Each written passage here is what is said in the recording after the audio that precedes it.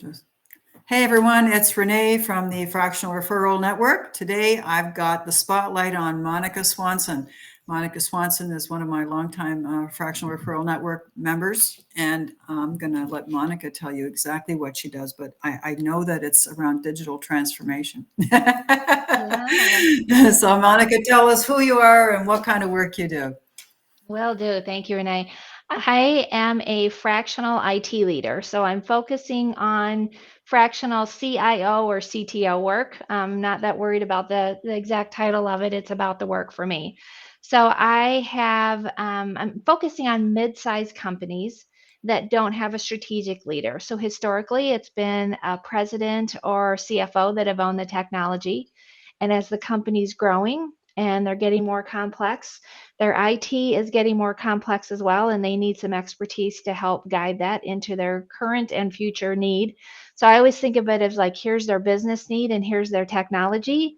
And as their businesses continue to grow, the gap's getting bigger. So I can help them fix it now and into the future. So their technology is working seamless for them. They're getting ROI from it. Perfect. Perfect. So what made you decide to go fractional instead of the traditional employment route? Yeah. Well, I had 30 plus years in global corporate and two large organizations. Thomson Reuters was 50,000 employees and Cargo was 160,000 employees when I was with them.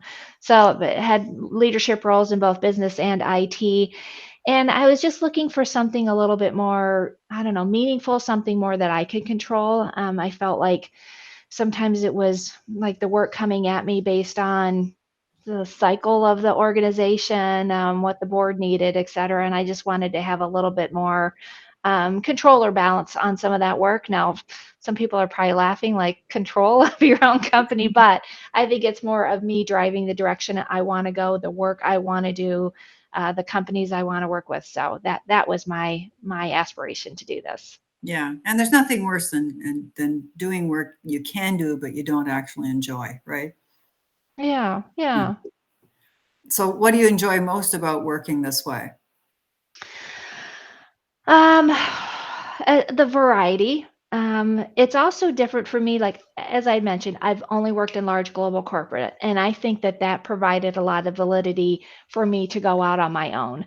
Yeah, Um, because the IT problems, I'm not focusing on any particular industry because I feel like the expertise I'm bringing is about the big picture, the IT strategy and how that's done. So the appeal of what large organizations have done, the experience I have is what I can bring to the table. So we can hit the ground running with some of the big picture IT strategy thinking, but then right size that for the organization. So I'm not coming in with any preconceived, like, this is how you should do it. I have all the answers. It's more of I have concepts that I can help apply.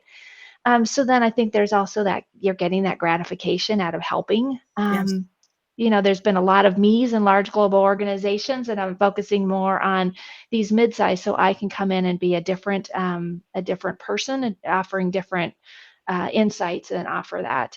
yeah, And then also for me personally, it's the work-life balance that I'm really loving.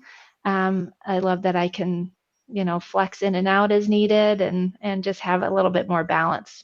yeah, At my large global companies, I was living with my phone in my hand, basically with my global teams. yeah. They're very burnout jobby, Yeah. right?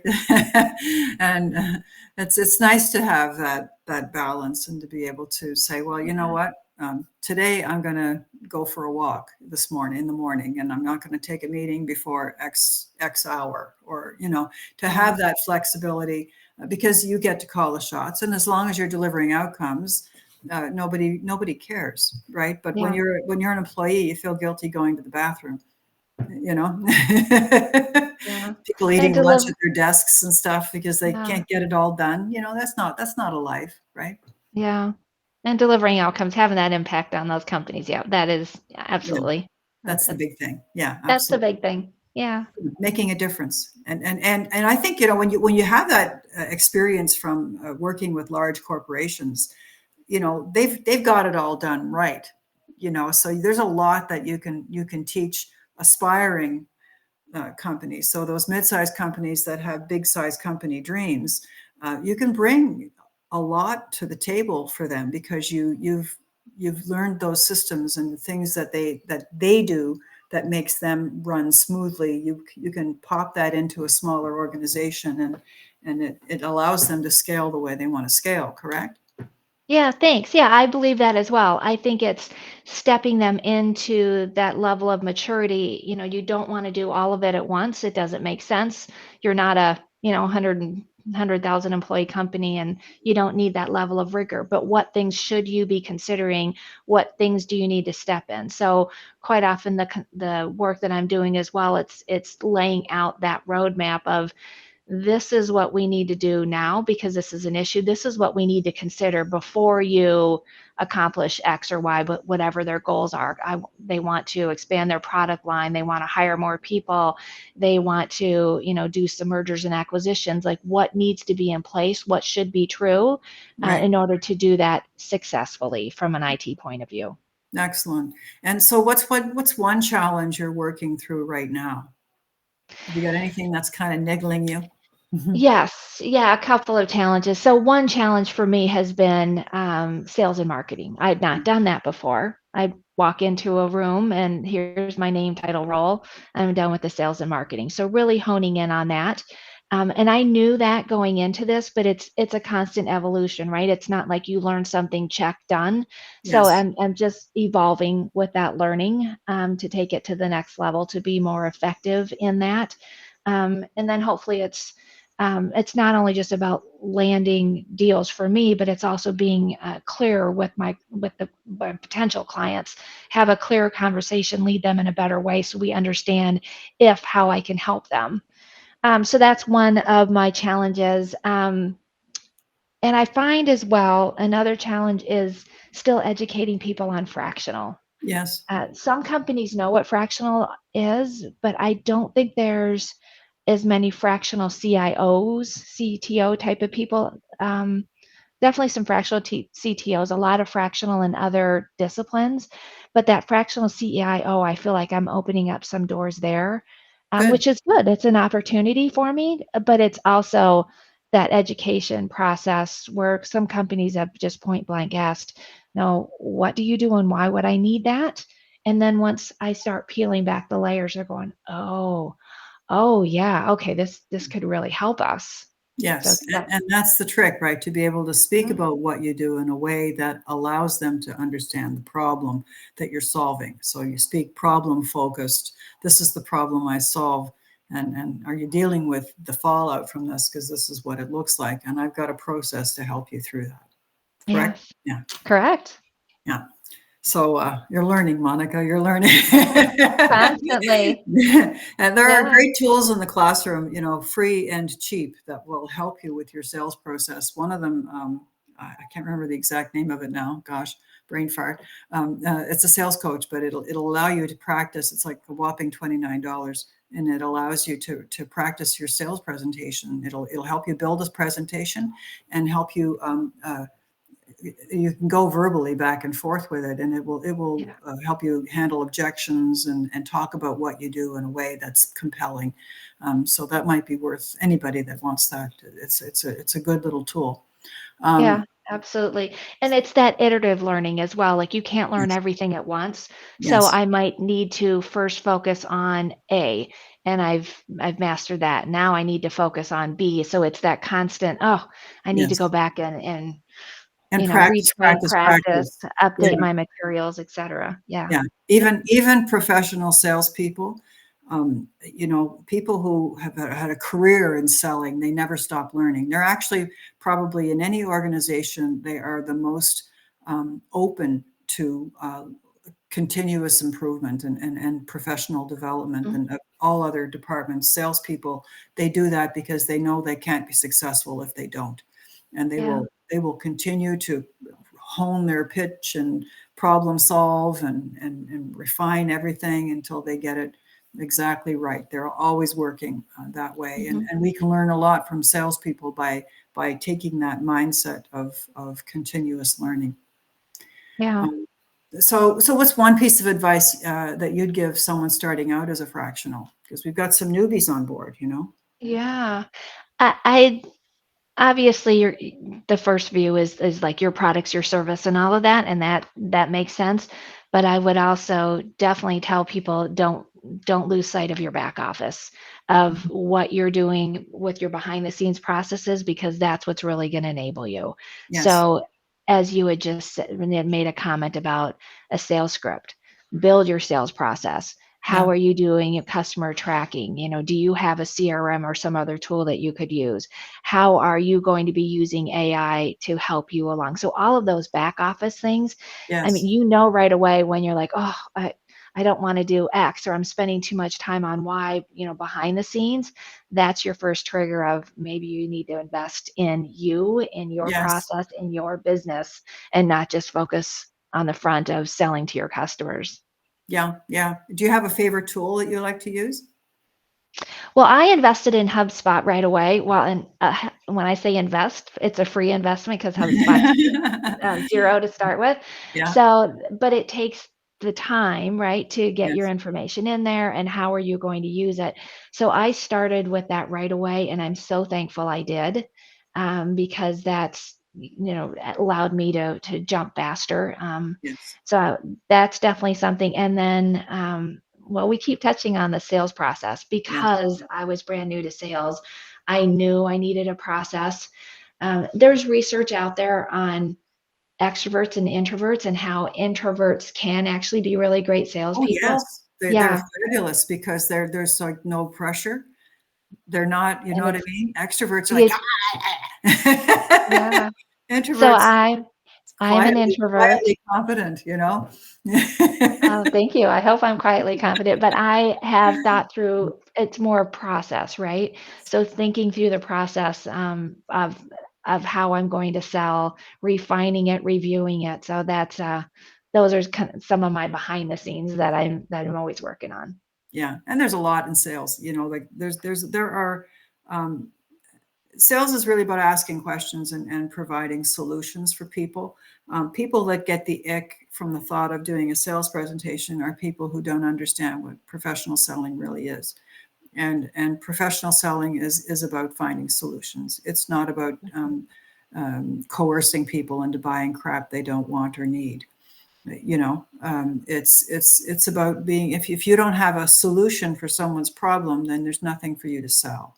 Yeah, And so you need to, then it's learning to qualify your clients, learning to qualify people before you even get in front of them to make sure you're talking to the right person, and that this person is an actual prospect.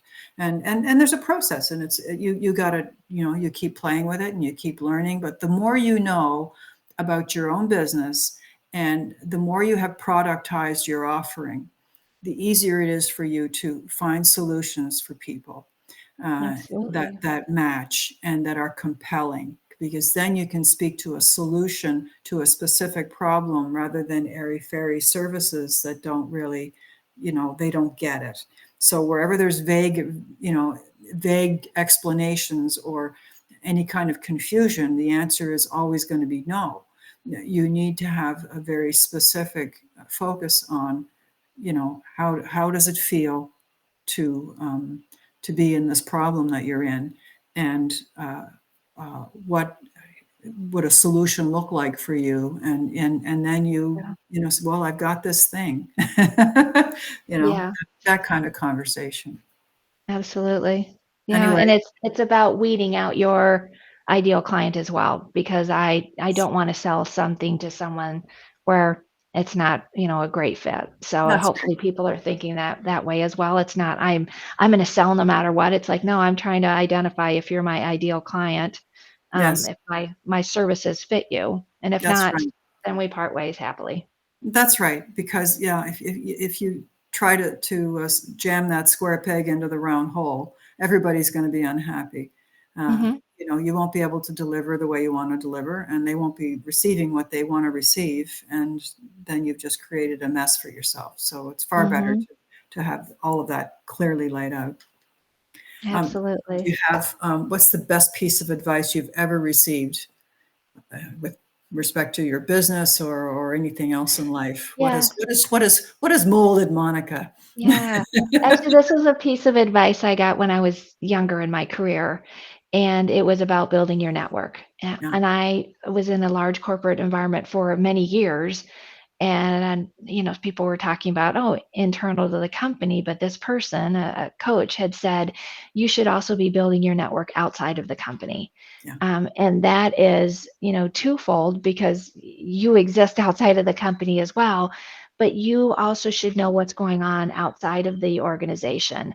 They had actually recommended that I interview for a job outside of the company at least once a year, which I found to be too much. But I did, like, every 3 years, for example, make sure that I applied for a job outside of the company. And that would either, make me realize, why am I here? I should be moving on, or give me that the concept of, I really like my job, I like this company, I want to stay here, and make that decision with confidence. Yes. But it gave me that true value. So then fast forward to, needing a different job, or if you are starting a solo company, no matter what you're doing as you're navigating your career, having a network is Yes. critical. So that was a good piece of advice that I used throughout my career, and then, of course, it came into fruition when I started my own business. Yes. Excellent. And it's the people who know you are the people who can give you the best referrals. Now, that doesn't mean they always have a referral to give you, but when they give you one, odds are you're going to land it because it comes with a great recommendation. And when people, know, like, and trust you, the work you do, they know your work Yeah, ethic, they know your level of integrity, they know your level of competence. They're happy to say, here, my friend Monica, right? yeah, But if they yeah, don't know anything about you, and if you don't tell people what you do, if you're not, we all have little networks we don't even realize we have. Anyone that you've ever worked with, anyone that you've ever spoken to, like your neighbors, even, all have jobs and work for companies and so on. Anyone can refer you, but probably in your own neighborhood, a lot of people have no clue what you do.